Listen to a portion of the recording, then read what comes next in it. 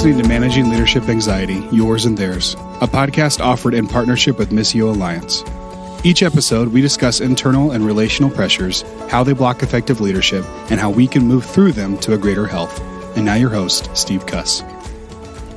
All right, everyone. Hey, listen, here's the deal. I have actually been reluctant to have any kind of overt COVID podcast or virus podcast just because I know so many people are putting resources out there. But I do happen to live in the same town as a guy named Dave Runyon. He also happens to be a really good friend of mine. We've known each other a long time. And so I did reach out to Dave for two reasons, and we're going to get into it in the podcast. He has a really interesting role in the life of the kingdom. And I think just out of pure interest, you're going to be intrigued by what he does with pastors, what he does with the governor's office, and then what he's seeing as we're all trying to tackle this new reality. The other thing is Dave co-wrote with his dear friend and my good friend, Jay Pathak, co-wrote The Art of Neighboring. How long's the book been out now? 8 years? 8 years, yeah. Yeah. 8 years ago, the book dropped. And listen, if you're not familiar with the book, it's a dead simple premise. It's just like, what if we took the command of Jesus literally and actually focused on our literal neighbors right around us? And so Dave and Jay have come out with a resource we're going to dig into a bit, just a simple neighboring toolkit in the time of COVID. So, Dave, with that wonderful introduction, welcome to the show. It's great to be here, Steve. Yeah. So I wanted to break this into three parts. Of course, we always do the gauntlet. We'll do that at the end. Oh, can't wait. I know. Like even now, the amount of guests that just put it off by talking all the time just because they fear it so profoundly. But let's get into, you're a pastor, you've done church work, but a little while ago you started working more overtly with the political office, the governor's office. Just tell us how you started getting into that. Yeah, and it's a bit of a story. So I was a pastor for 10 years. So basically about Still a pastor? Not really. You play one. I'm a pretend pastor. Yeah. But I was a pastor at a local church for 10 years, at two local churches, great churches in the Denver metro area. But then I made the shift back in 2010 to basically do this made-up job. And I really got a heart for unity and started thinking about local missions and why aren't churches pouring more resources locally and thinking about the poor right around them instead of just doing all the great stuff we do globally. Right. And at the same time, I was thinking about why aren't we working together? Why aren't we thinking like we're on or acting like we're on the same team? And so those things were going on inside of me, and I just fell in love with this idea that the John 17 prayer, Jesus' prayer for unity. And as I started to lean into that more and more, I just wanted to do that with all my time. I had a couple of business owners who were friends of mine, and so I started doing some work on the side for them, helping them do cool kingdom stuff with their companies, and they ended up freeing me up for basically the last 10 years to go and to spend the rest of my time when I'm not with them, helping faith and government and business leaders work together to serve the poor in the city. Common cause, though, like Yes. It's very specific. Like you've got a network of cities and towns up and down the Front Range of Colorado. Sure. And so I'm in one of those networks, and each of us tend to focus on a specific thing in our city. Yeah. Just for our listeners, give us like a few of the cities and the unique focus. Because I think a lot of times people talk about, we care for the poor, and it sounds so generic. But your City Unite network is actually moving the dial on some pretty significant issues. Yeah, and the model that led to that was that and when I started to bring faith leaders together, pastors and priests together into the same room, I realized we didn't know our city very well. So like I was in Arvada, and little suburb right outside of Denver, and not little, it's 130,000, 120,000 people. Yeah. And so we started to gather with faith leaders together, and we started to become friends and to think about the city. And we realized, oh my goodness, like we don't know how to answer the question of like, what's the one thing, if we were going to mobilize the body in our part of the city, what's the one thing that we should go after? And so to address that, we ended up going and getting local government leaders to just come in and share with us. So they would come into the room. We would just say, hey, tell us about how you got here. How did you end up as a city manager? And then they would share that. They would share a little bit of their personal story. And then we'd always ask them, hey, if you could wave a magic wand and change something, what would you change? And when they would answer that question, sometimes it would be like, oh, wow, we could go after that together. Sometimes it'd be, oh, that's neat. And then maybe a few pastors would go after, that issue together. But that model was magic for us because it allowed the government leaders to provide vision so that none of the faith leaders were like trying to get their own agenda accomplished. We were just listening to the government leaders and their story, and we would just listen to where they felt stuck and then try to think, could we mobilize around that? Could we actually demonstrate the gospel around that? And so that's what happened in Arvada. And then other pockets in different parts of the Denver metro area started to pop up. You started to bring together pastors in the Broomfield area, and you started to do the same thing and meet with leaders. And you guys got really, excited and have done a lot of great work around affordable housing. Yeah, we tackled one of the most crazy, difficult issues you can. It's nuts. Yeah, I wouldn't touch that one with a 10-foot pole. No. I actually wanted to try to do something way low bar. I actually remember the moment we're in our clergy meeting. We did this very thing you said. We brought in city leaders and we asked that question, and I was hoping maybe free lunches or something for kids at school, something easy. And then someone said, "Let's tackle affordable housing because Broomfield has literally none." Yeah, and I remember thinking, "Oh man, here comes 3 to 5 years," but it is amazing. It's amazing. And so other parts of the city, they've gone after foster care. A lot of work has been around school partnerships. Yeah, when you get into schools, you get the whole gamut of issues. Everybody, you get substance abuse, and you get single moms living below the poverty line, and you get literacy, and you everything. And so school partnerships, I think, are one of the best places to start. Yeah, right. If someone's listening to this and they want to start, I think the first thing you'd say is don't just start your own thing. Actually go ask somebody, right, who's already doing this. For sure. And I'd say do it together. Like go out, have some coffees and meals with other leaders and see if there's a heart there for people to work together. So you're not just out there trying to push this thing, up the road all by yourself. Yeah, that was one of the big shifts. There's a lot of churches start programs without first being curious, as if nothing's already happening. I've been in rooms that you've facilitated, and it's always funny. You'll bring like a city manager or someone in, and they'll give us insight on what it's like for them when a church suddenly decides they want to be helpful. Yeah. And they never call, they never look into if something's people who've been doing this, people who are trained with master's degrees to do this very thing. Yeah, yes. And that's part of what you do is you're just trying to get us to slow down and listen first to the city leaders that were there before we were. Yeah. And I think one of the things that happens in our culture is a lot of times when people need help, they just pick up the phone and call the city and they say, hey, what kind of program do you have for this? And so when you start asking them, hey, what are you getting a lot of phone calls on that you don't know where to direct people? You start getting to like, oh, there's a gap there that maybe the church could fill. Yeah, we're actually perfectly designed to do the very thing the city needs quite often. For sure. Yeah. For All sure. right. So somewhere along the line, this kind of moved into a state level, and you're not the only person, but you're one of the pastors that, how would I say it? You're like a liaison between the governor and some pastors in Colorado. Or how would you describe it, what you do? I would say I help people come into a room and to do that model that we just described at the state level. And to say, hey, what's on your heart? What are you seeing? Where do you think you could mobilize? I think what's sitting in all of our congregations is the sleeping giant of volunteerism. You would hope, right? You would hope that we all have a heart for the poor and we are all following the scriptures in that way. Yeah. And the question is, how are we mobilizing those people? And so we just, it was about 10 years ago, former Governor Hickenlooper invited me to come in and to begin to shape what that looks like. Most states and cities have clergy councils, and a lot of times they can just end up gravitating into nice little photo ops. And so you just show up and you do your thing, and everybody goes, oh, yeah, I'm part of that clergy council. And I think one of the things that we've learned is that if you can get focused on one cause, don't try to take on the world. Just if you can think about one thing that you're calling people towards, a lot of times you can get traction in a really significant way. Yeah, so if I remember Governor Hickenlooper, a couple of his key issues, one was homelessness. That's right. And then one, I believe, was racial reconciliation was a big passion of his. Yeah, the homelessness stuff we got a lot of traction on because he was really passionate about homeless families. And he really had this idea of like, could we connect every congregation? At that time, there was about 1,000 in the Denver metro area. He was the mayor at that time. Could we connect every congregation and have them just mentor and adopt and pay the first and last month's rent for one homeless family? And that little one congregation, one family model, I wasn't around for the origins of that, but it was beautiful. It just took off and gained a lot of traction. Yeah, the thing I love about it is I think people hear government work, they either get suspicious or they think it's all committees and policy. But that is about as granular as it got. It really did get down to every congregation having a task.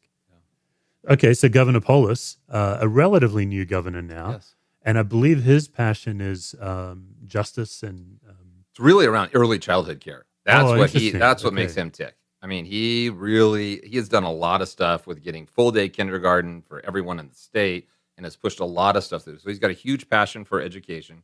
And he also really wants to see the recidivism rates come down. And so working, seeing faith communities work with the criminal justice system in order to make connections and build relationships for people that are coming out of the system and so that they never end up going back. They get embraced into healthier relationships and communities and jobs. And they know that if you can get a good job within the first few months of leaving prison, that the odds of you going back goes way down. Yeah, it's interesting just hearing you between the two governors. It's the same problem. It's just a different population. One's interested in homeless people. One's interested in people not going back behind bars. Yeah. And both need the faith community to step in. And they're interested in all of it, but it's just kind of like, where do you catch them and what are they thinking about at that point in time? Yeah. So then things got crazy interesting just a few weeks ago. Now the governor and, of course, governors and politicians all over the country are suddenly having to grapple with the coronavirus and what's the state going to do. So just give us an insight. What have you seen the pressures that either the governor or the governor's office is facing in this like unprecedented time? What's it like for them? Well, yeah, and I can really speak. I spend a lot of my time with people on his team. Yeah. And watching just the enormous amounts of anxiety that exist right now for everyone, for every leader at any stage. Because I also spend a lot of time with business leaders and with faith leaders, but to watch local government leaders and to watch them begin to think about how am I going to navigate through this? How do I help? Like just think about how incredible it is that we are in Colorado, and they have us in a place where we have drastically changed all of our behavior without, freaking out and revolting. I mean, that's an incredible task. Yeah, in what kind of time frame? Like the first big shift was like 48 hours, maybe? It was amazing. Yeah. It was amazing. And to think about leading through a moment like that and to how do you handle all of the anxiety that's coming at you? Because when you're at a government level, every single domain has you've got a bullseye on you for every one of them to come to you with their problems and with their anger and with their frustrations. And so to watch that happen has been really, really interesting. And I've been really impressed with the way that our governor has handled that, the way that he's led. A lot of his leading has happened through press conferences, but he's just a really calming person. That's what I've noticed is he is actually a phenomenal example of differentiation. He's a very calm presence. He just gives information and he kind of de-escalates. The other thing I noticed is, he hosts not quite weekly, but almost a weekly call for clergy. We all get to call in. There's usually hundreds of us on the line. Yeah. And you and Amanda Henderson are kind of managing it. Yeah. But what I marveled at the last call is he spends about half of the call giving us an update and about half taking any question from us. He did on that last call. It's amazing. Oh my goodness. And I was just listening to all the different questions and just thinking, okay, for this, I think it was at 5:30 in the afternoon. Yeah. Okay. So it's toward the end of a day for this guy. He's probably been in a day of meetings. And his ability to manage a random group of people in questions, I was impressed. A very diverse, type of questions. Yeah, lots of broad questions. A lot of people fascinated with their parking lots. That's what I noticed. That's right, yeah. Everyone wanted to know if we could get people in cars. I just saw on Twitter today. I wish I was making this up, man. I'll post this photo in the show notes. Maybe you've seen it. It was drive-in church. Yeah. And how to worship with your wiper blades and your freaking. Have you seen this? Yeah, I saw it. Like literally, if you want to accept Jesus, you turn your wiper blades on. I was it's great. And I thought it was satire, but it's not. No, it is satire. It has to be. I think it's a joke. But anyway, we'll go look it up. Go look it up. Go look it up on Twitter sphere out there and let us know. If it's a joke, that makes me feel so much better because it's being positioned in some as a serious thing. And I'll just speak to this. Government leaders, nobody that's in government is doing it for a paycheck. And I remember when I first started connecting with government leaders, I was working as somebody who was in ministry, and I just couldn't believe how many commonalities that we had. Yeah. There's a calling. If you're in government leadership at that level, there's some type of a calling that's happened to you. You have this innate desire to serve. Yeah. Much like people who are in ministry. That's and so right. the more I leaned into that domain, the more I realized, oh my goodness, we have so much common ground here to work from. Yeah, these are And they're people of all, and by the goodwill, way, they're always, there's no shortage of outside opinions, just like for, people in church the, leaders. that's right, church Yeah. leaders and government leaders. Yeah. Yeah. I was sitting down with actually your friend Gary Krieger, who is our city's chief of police. And we had a little clue. He was new to the city, and our previous chief had been with us like 27 years. So Gary's new. We have a clergy meeting to welcome him and let him know we're praying for him. And what a guy, by the way, great guy. And he made a comment that stuck with me that I think it relates to this. He said, "Listen, people don't think about this with the police, but we never have anyone we get to call. Like we're always the last That's call." right. And he said, people criticize the way we behave and what we do, but they don't realize that when things escalate, we don't get to leave and someone else comes in. We're the ones. Yeah. I don't know why that struck me, but that's kind of what's going on with the governor and a lot of our city leaders.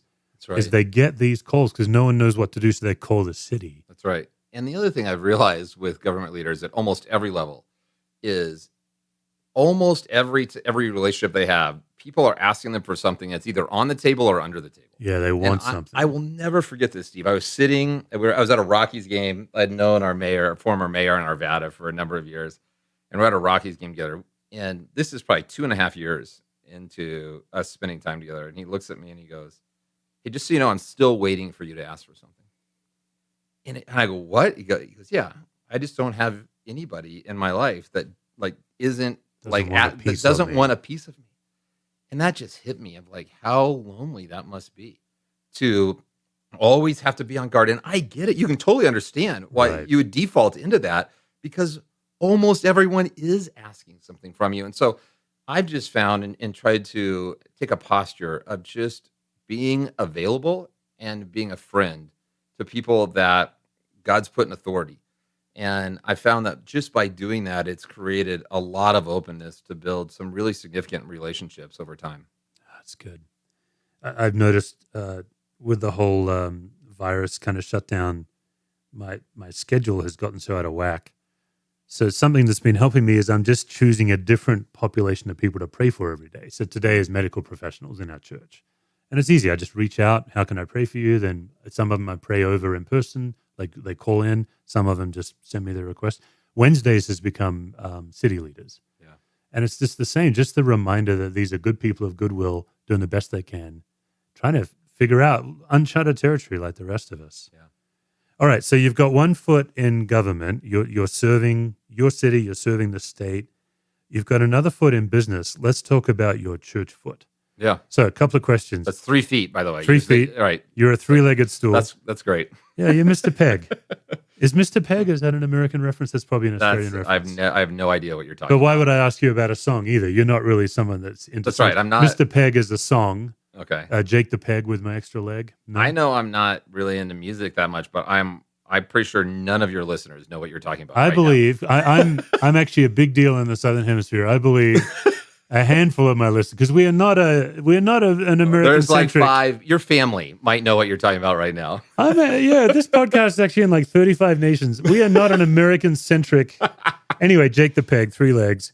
So you've got this church leg. First question: what is your best technique to get a pastor to return an email? Don't email them. That's Okay. my first. That's the That's my tip. first thought. So yeah, I mean, I think building relationships with faith leaders is hard because the demands of they can barely keep up with the demands of everybody that's in their own organization. Right. And then I'm running around popping up, going, "Hey, let's go have coffee together, and let's talk about the city, and let's talk about all these, cross-sector collaboration, all these things that nobody on their leadership team is like asking them." Hey, how well are you doing with becoming friends with other pastors in the city? That question doesn't happen a lot in the old annual review. Nor was it really something we were trained for, right? In seminary, it's maybe now, maybe not, but Yeah, we're not coming to our churches saying, "Oh, I need to be giving time to my city." right. Yeah. And so I think it is a trick, but I think because I was a pastor for a while, I have been in that world, and I'm able to connect with some of them and get time with some of them, which has been a real gift. And especially during this moment, like I have just been thinking nonstop about what it must be like to lead a congregation right now? I mean, you're doing it, Steve. Like Yeah. so maybe you should be speaking to this more than I should. But I mean, to be leading this organization that the whole funding model is really tied to like gathering on a To weekend. getting together. So like Yeah. the entire model of like how it works has been blown apart for this, hopefully relatively Yeah. short season in time.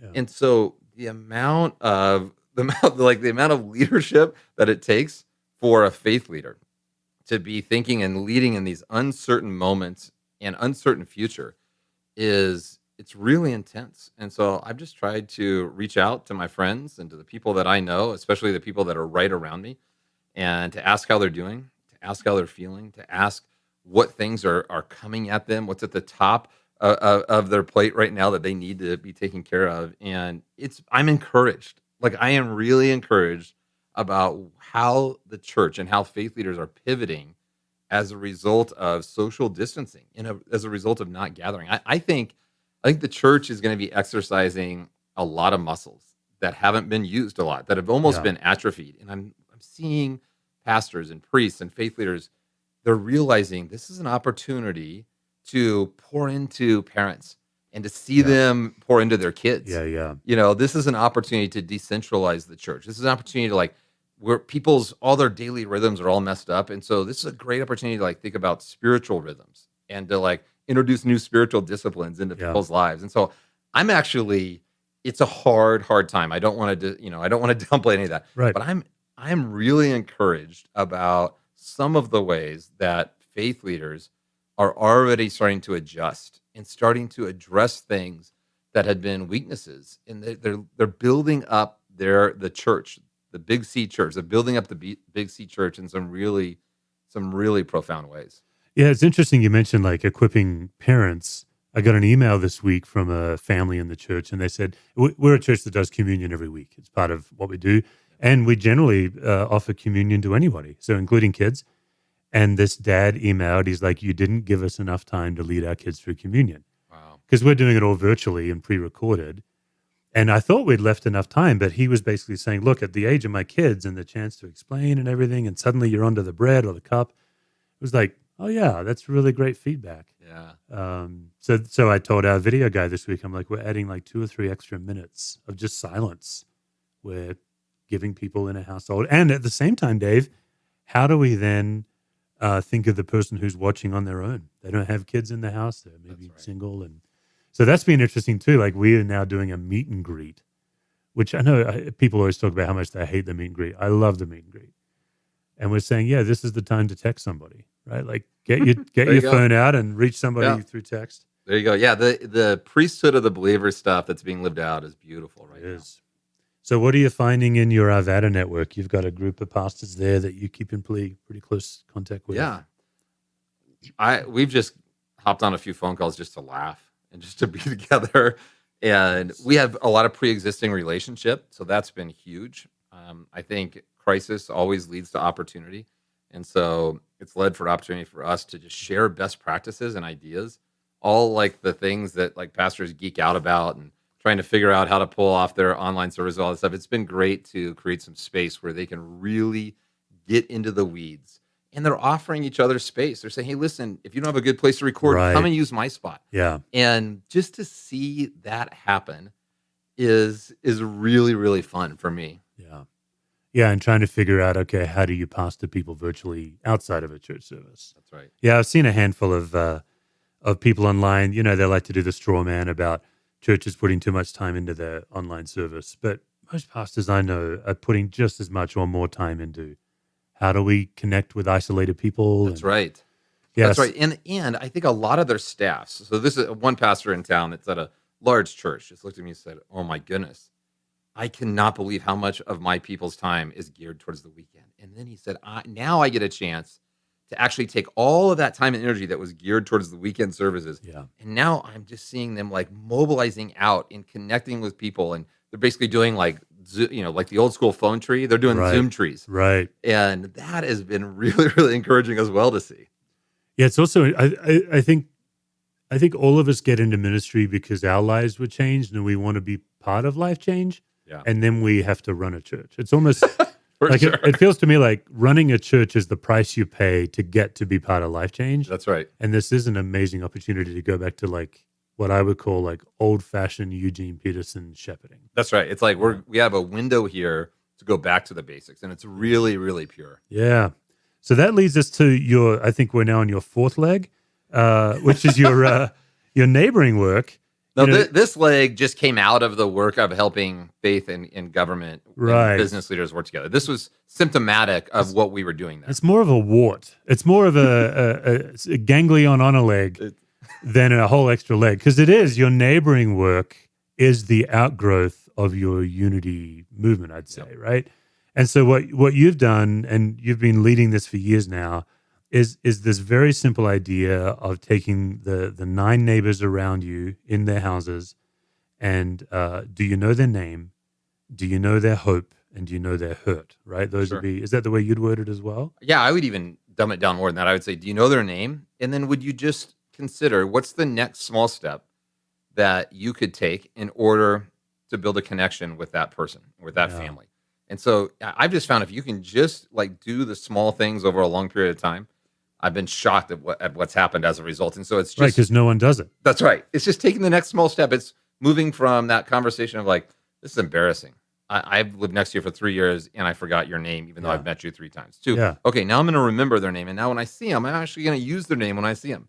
Yeah. And then it's talking a little bit more than just like waving. And then it's, hey, you need to borrow something or you need to help with moving something 10 feet in your garage, just asking for the help. So for me, it's just been the value of helping people understand like there's something sacred that's happening outside your front door, right in your neighborhood. Yeah. That proximity-based relationships are really, really unique.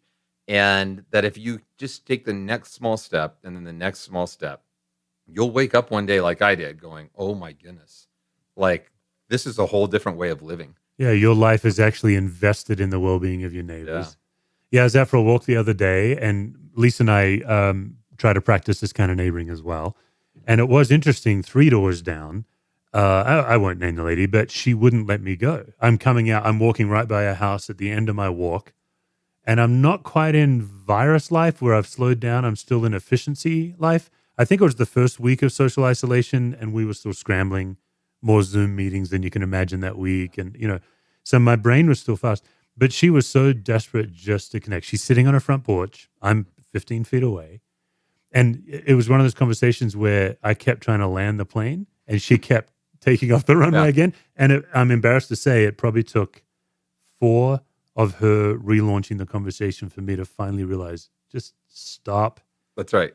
Just listen. She needs someone to talk to. We had a delightful conversation. And people right now in this moment that we're in need this more than ever. I mean, because we don't have face-to-face interactions at work right now. We don't have face-to-face interactions at school or church. I mean, all we have left is our neighborhood, and we see people out walking everywhere right now. Whether even if you live in an apartment complex or a ranch, like the amount of visibility of people is way greater. Off the charts, yeah. And so there's a window here for us to combat the isolation and the loneliness with literal neighboring, but to do it in really smart ways. And I've talked to a lot of people in the public health field right now. If they could go back again, they would rephrase social distancing because what we're talking about is distancing. But when you add the word social, people start thinking, oh, no, I just need to go inside my house. And that's not the case. You can distance and still remain, socially connected. And I think that's the key right now in this window. And I think there's a lot of opportunity right now. All right, so let's talk about that. So you've actually made a PDF on your website. I'm going to have a link to it in the show notes. Here's what I'm interested in exploring. I totally understand why social isolation, stay-in-place sheltering is a gospel response. It's not to protect yourself. It is to literally protect your neighbor and vulnerable people. I get that. There's also a second gospel response, particularly happened in the early church, that would intentionally move into danger. I think what you've provided in this document is also somewhere in between that, to where you are isolating for the sake of your neighbor, but in the document, you're providing just some really practical ways that you can engage your neighbor in social isolation. I'll have the link, but just give us 1 or 2 that you'd want us to know about. Yeah, and I think what you're referring to are the 2 major plagues that happened in the first 400 years of the early church. I think the only difference is we know so much more now than what they knew then. So like we actually understand that it's not just about putting ourselves in danger. We're actually endangering the people that we're helping. Right. Vulnerable And people. I love, if you want to read something that's just incredible about the early church, go get Rodney Stark's The Rise of Christianity. You and I Right. have both read it and Right. love it. And he details a lot about their understanding of how disease and viruses spread, how the Christians reacted, and how it actually was critical to the growth of the early church. So can't suggest that enough. Here we are, Yeah. a couple Bit more thousand years later, sophisticated, we're a yep. little bit more sophisticated. Yep. And so I think what we have now is a chance to think, okay, I'm going to protect everyone. I'm going to protect myself. I'm really going to protect, especially our at-risk population. And so how do we remain connected with our literal neighbors while doing that? And so, this is basic stuff. And by the way, I want to read this quote because I think it was so powerful. This is Karen Geisinger. She's an infectious disease epidemiologist. I'm sure I said that wrong. And then she's got a bunch of letters after her name. This does have a lot of letters. I'm looking at that. This quote is on that document. But she said this, and we were just talking, and she said she didn't know a lot about the neighboring stuff that I had done in the past, but she just said, listen, right now, we don't need churches to create a bunch of new programs. What we need is for the people who attend those churches to simply be good neighbors and to do it in a careful and thoughtful manner. And it's just, I'm drinking all the Kool-Aid on the neighboring thing already. Yeah. But she said it to me, and that's what I was like, I got to put together something that takes what's happening from kind of the public health vantage point, and also through this idea of like, what does it mean to love your literal neighbors right now? Yeah, your and proximity to do it in a neighbors. smart way. And so that's what this document is. It's it's simple stuff, going up and connecting and building like a little directory so that neighbors can have each other's information. One of the best things we're doing right now in our neighborhood is we're doing these sit-ins where we just come up. Looking at that. We're just sitting. We all bring our own lawn chair. We all bring our own drinks, and then we sit 10 feet away from each other. Yeah, no one shares anything. And no one shares anything. We're not touching the same services. Yeah, and it's strange. We're trying to navigate stuff with the kids because the kids, depending on the age, have no clue about personal space or social distancing. And so, but we've really been careful, and yet we have this deep thirst right now for connection, and it's been so good just to sit out in the cul-de-sac and to do this. It's been life-giving on so many different levels. Let's get practical on that. So you've got your own lawn chair and your drink. You're 6 to 10 feet apart.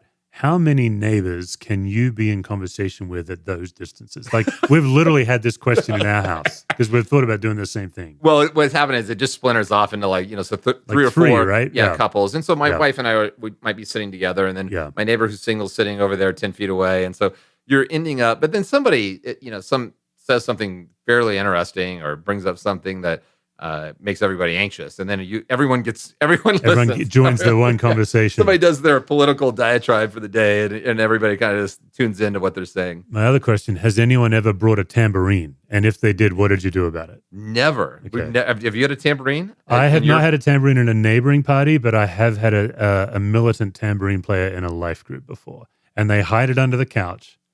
And you as a joke? Nope. Oh, well, it's just time to find a new life. As an act of worship. Yeah, they're like, it's tambourine time. Right. Seriously. If that ever happened to me, it would only be a one-time deal. I promise you. Yeah. Okay. So then a serious question, you've also got, caring for older and at-risk neighbors. The other question, Dave, is what do we do about our homeless shelters where all the volunteers have gone away? What do we do about our nursing homes? We have to both protect those people. We have to, by serving those people, we then are putting our neighbors at risk. Yes. What's your word on that?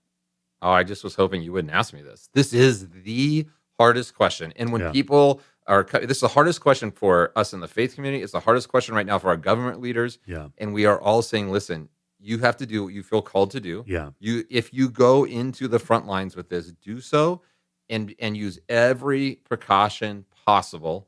And by the way, we need you there. And then this is the hardest part. Also, here's all of these different reasons why this is crazy. Yeah. And we really desperately need you on the front lines. And so I've been wondering, we've thought, okay, what if we take the least likely population to succumb to this illness?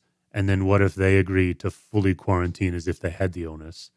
but we're not quite there yet. That's the answer. That is the right answer. Yeah, where they're in a full lockdown. But then the other thought is, okay, what if we just relax and wait for people to come out the other side of the illness, and if they truly are immune, Yes. now they become the army. It's it's killing us. It's a tough one. Because we've got a guy in our church who's high up in our local rescue mission, and just all the volunteers just departed, and he's still feeding 1,500 people a day. Yeah. I talked to a doctor in our church yesterday, and her job is nothing but coronavirus. That's her exclusive job right now. All she does is testing. She has young kids at home, and it's like, and she's just praying for protection. She's just praying. And she said to me, I don't think she'd mind me sharing. She said, just pray that I can bring the peace of Christ into a very anxious hospital room, that I don't catch the patient's anxiety, because she's in the full garb, like the 3 layers.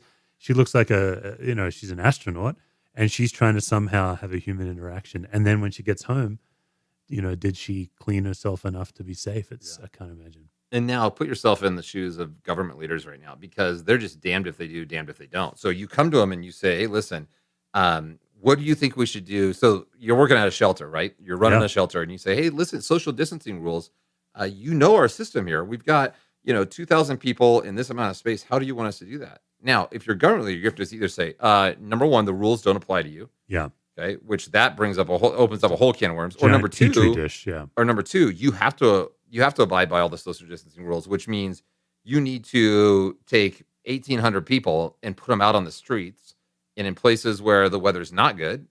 That's they're now exposed, and it could be fatal to be on the streets. And so it's the $1 million question right now that a lot of leaders are wrestling. Yeah.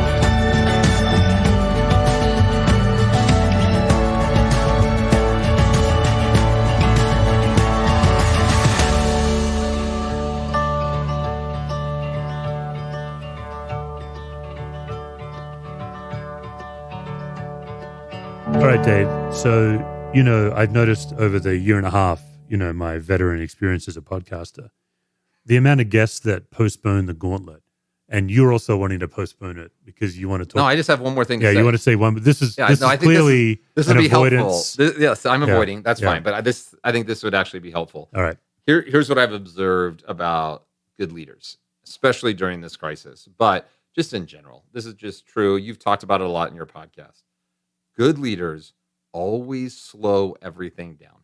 And they when everything comes towards you, and it's the scale of differentiation, right? Yeah. Like when you react out of your emotions, you rarely make good decisions. When you slow things down and you react out of your thinking, your decisions are always better. And so in this crisis, it's been so interesting, whether it's business or government or faith leaders, as everyone's anxiety comes at you, what does it look like to be the kind of person that can actually slow things down and allow people to respond and to make big, big decisions out of thinking and not out of emotion, and to not let other people put these deadlines on you that you have to make it right now. Yeah. You rarely do. Yeah. You rarely actually do have to make it right now. And so that's what I've appreciated about a lot of the leaders I've been around, is to watch them be able to lead and to slow things down and to buy themselves time to get into their own brain and their own thinking, and to help their teams get into their own thinking as well. And so I think that's been something that's become really clear to me. That's been like the biggest thing for me out of all of the family systems theory stuff, has been that one thought. And I never regret buying myself more time. I regret all the time, like sending an email too early or making a decision on the spot with a team too early. I just can't think of a time where I've been like, oh, I really blew it there because I bought myself time to actually get into my thinking instead of my emotions. Yeah. Yeah. So, you've just fallen right into my trap for the gauntlet, because I love it. Let's go. Because in order to slow ourselves down, a leader has to be aware when they're not well. So how do you know when you're not well? I just asked my wife. Actually, I don't even ask her. She just tells me. She just tells me when I'm not well. But no, I know that I'm not well when I go to bed at night with a pit in my stomach and I wake up with a pit in my stomach. Like when I'm carrying anxiety, I can just feel it. And I want to fix it. I want to fix everything before I go to bed. And when the issues are big enough that I know I can't fix it, it's out of my control, or that it's going to take time, I'm not well. I'm not living in a healthy space. Yeah. For most leaders, there's just a set of situations that are always going to generate anxiety. What kinds of people or topics do you just know, that's the kind of person that makes me anxious, or that's the kind of situation that makes me anxious? I hate situations in which we're talking about people's livelihood. Like when we're talking about like how people make a living and their career paths, and I'm in positions to help guide them out of the one that they're in to something else. And when I have to be in those moments, those are some of the most anxious situations for me personally. Yeah, you're talking about like laying someone off or Yeah. something like that. Yeah. Yeah, cutting their support from them. Yep. Yeah. Okay. One of the gifts, I think, of family systems theory is it helps us understand generational traits, the traits that have been handed down to us from our family. Could you give us one trait that you think is a real asset and one that's a liability in your leadership? Yeah, what a great question. My family, I grew up in, I have a great family. And one of the things, this is a principle. It was always, this was just pounded into us. People are more important than things. People are more important than things. And so when we'd be getting upset about some kind of material thing, it was always this idea. And it just gave me this like strong value around relationships and not much around material things. Like, I mean, I think about my whole family, like we just don't get caught up in stuff very much. And it really has been this like very focused deal of like the person, what is it? What's going on? Relationships matter has been like a thread that's been in my life for a long time. Okay. Something that has not been helpful. Man, we're not like the most, and I'm talking about my family of origin here. Yep, we're not the most like empathetic bunch of people. And I'm not personally. Part of it was like around this, another one of the principles was like, I'm going to say this really crudely, you don't deserve anything. Like, like we had this like sense of like, hey, whatever I have, it's better than what I deserve. Now, that's a good thing. The shadow side of that is like even in this moment right now. So my kids are starting to put the pieces of the puzzle together of like, oh, we're probably not going to go back to school. The loss for them, for my two high school kids around losing a whole high school sports season. Right. My sixth grader, of the grief about not being able to do sixth grade graduation and missing friends and teachers.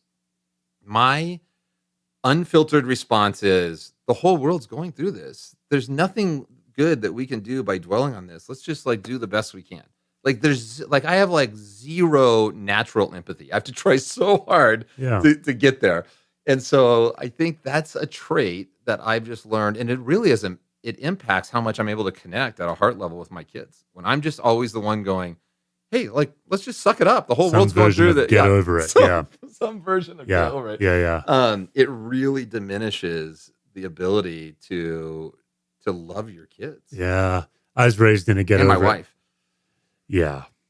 I was raised in a get over it family. And I like the way you phrased it, because I do think the benefit of it is this resiliency. Sure. You really are a highly resilient person. You're not easily knocked down for very long. And then the shadow side is that kind of empathy. Or I remember one of my favorite days as a kid is I was totally a hypochondriac as a kid. So I should say this first, that my mother sent me to school 9 out of 10 times when she should have, because I'd say, I'm too sick to go, and she'd make me go. But I remember this one day going to the principal's office because I was so sick. I had this huge fever. I was really out of it. And I overhearing the principal say to my mom, you really need to come get him. He's really sick. And me feeling so vindicated because I came from a get over it family. But that's interesting. So I do think there are a lot of people in your life that would say that they feel deeply cared for by you. And it's not that you're faking it. So what is that? Relationships matter. Yeah, I have okay, like it's that this first strong. piece. I have like I just get filled up through relationships. Yeah, okay. And especially I would say just ones like our friendship. We're intentional about spending time together regularly. We don't just see Right. each other like once every 6 months. Right. And if we do start to drift a little bit without seeing each other, one of us is like, "Hey, let's go get some, Indian food together." We or were whatever it literally is. last week trying to figure out how do we actually eat together in a parking lot 10 That's right. feet apart. That's exactly right. Yeah. And so I think for me, it's that being intentional with a small group of people over the long haul. Over time. That's good. All right. Tell us about a recent mistake you've made and how you recovered from it. Oh, this is going to be real recent. So we're doing these governor clergy calls. And so my role is really, it's not very big. Like I'm just helping connect a bunch, hundreds Yeah. of faith leaders to the governor, and he'll hop on and give an update, and people will be like, "Hey, are we going to be able to meet at Easter or not?" The answer is no, by the way. So, and then it's Q&A, but the calls have been a really important, thread of his community outreach and what they're doing. And so last week we had this call scheduled for 3:00, and I'm out there. I'm not an administrative genius, and so my system isn't really great. Accurate. Yep. And I get a phone call 40 minutes before. So it's 2:25. I get a phone call from Annalise. Annalise is on the ground doing all this great work of helping the governor's office and all of their community outreach. And she's like my main person. It's like we're working together with Amanda to set up all these calls. And she calls at 2:25 and says, "Hey, listen, the president's press conference is going long. And that means that the governor's press conference is going to start late. And that means we need to push this call." Now they're 40 minutes away from. In my mind, I'm just saying this is 500 faith leaders have organized their day around this, and I don't even know how to communicate. Like I just looked. I was like, no, and I just went into like this really like I just started, and then I started telling her, I'm like, do you want me to tell 500 people? And I just started this passive aggressive, stuff, and she's like, well. And I go, well, let's do it at 3:15. We can stall with them on the phone until 3:15. And she's like, well, what if they're not done by 3:15? Yeah, that's and not I'm gonna like, work. well, and I won't give up. So I'm just doing all of my weird stuff to try to manage the situation, not thinking that the president of the stinking United States is running late and the governor needs to run late. And so maybe we as like pastors could adjust. Right. But that wasn't my thought. My thought was I'm going to fight to keep it where it is so that the most people are on it. Yeah. Because that'll make me feel better in some strange way. So I go through that whole thing. She basically just like says, "Hey, I'm sorry." And then I did a bunch of other like strange stuff. I'm like, "Hey, like, listen, do you know how much work this is?" And I'm just like I'm volunteering to do this. Yeah, I did though. I brought out a bunch of You had a lot of tools in your right, all the tools in the toolbox. So then she basically stands firm, and she was really nice. And she was like, we can't do it 3:15, and here's why. And so finally, like, I just realized none of my anxiety is going to work on changing the situation. And then I start watching the governor's press conference. So it's not, so we bump it all the way to 5, which I was fighting against and trying to like will that not to happen. So the governor's press conference ends up going until almost 4:00. Yeah. So like I am sitting there realizing I'm an idiot.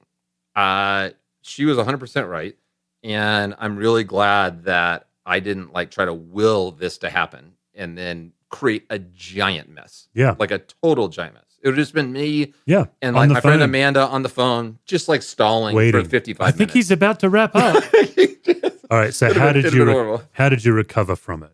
I texted Annalise that night, and I did with Amanda. We have a little thread, and I just said, I would just like to take this time to acknowledge that I was totally wrong, and you were right, and that was a really good decision. And that was it. And then they just like wrote back little smiley faces or whatever. Yeah. So you did repair with her. Yeah. And then are you at peace? Are you good at forgiving yourself? Oh yeah. Good. Yeah. I haven't thought about it. Okay, that's it. You did. Okay, good. That's probably I have like some kind of seared conscience or something. But It's the I haven't thought about it one time. Okay, nice. As far as in relation to myself, I did think about it with her. Right. Yeah, you did repair with her, but you're not then going, "Oh, should have done this." No, you're just no. it's done. Yeah. Oh, that's amazing. All right, last question. When in your life do you feel most fully loved? I feel this is a horrible thing. This is like really dysfunctional. Like I always thought, remember the 5 love languages book? Yeah. I always thought that loyalty should be one of the love languages. It's not. Like my wife would always like read through the book. She goes, "Which one are you?" I'm like, "I think I'm just like loyalty." Like, Yeah, that's she's like how trying physical touch. You're like, I want more loyalty. I want Great. loyalty. Yeah. Now, a lot of families of origins use loyalty as a weapon, Yes. and so I want to think that I want to the mafia comes to the Corleone family comes to mind. That's right. Yeah, that's okay. right. But our families like just put all this crazy pressure on each other, and then they use loyalty as kind of the trump card of why they should get it. Right. I really desire authentic loyalty. That's when I feel loved the most, when I can just tell, like, we're in this together no matter what. Like, for me, that's when I feel really loved, is when I just know, like, the people who are around me just sort of like, we're in this. No matter what happens, we're just in this together. That makes me feel really loved. Let me try something. The Runyon family vacation is quite famous. I wonder if that's connected. Like you guys go on these kind of epic road trips. Is that part of it? Is like a sense of adventure together? Yeah, I think so. Yeah, we do. So what we used to do this. We don't do this much anymore because it turned out not to be as awesome as it sounds. But we would do choose your own adventure road trips. So when the kids were younger, we would just all get in the car. Every 2 hours, the kids had to decide left, right, or straight, and then we would do that for 2 hours. And we ended up in some of like the most horrible places you could ever imagine. Yeah. And some really cool ones. That's too. right. Yeah. Yeah. But it was always memorable. It was always memorable. That's really cool. So yeah. So we don't do those as much anymore, mainly because my wife Lauren was like, "This doesn't feel fun to me. This is like work." Yeah. Or maybe it's fun for a day or two, and then That's it's right. like suddenly the idea of it's beautiful. Yeah. Good. Yeah. Well, man, thanks for joining us. I'll have a link to Art of Neighboring. That's Dave's book, and then obviously the website has a ton of tools for you as well. Thanks for coming on the show. So much fun. For more resources, visit stevecusswords.com or missioalliance.org.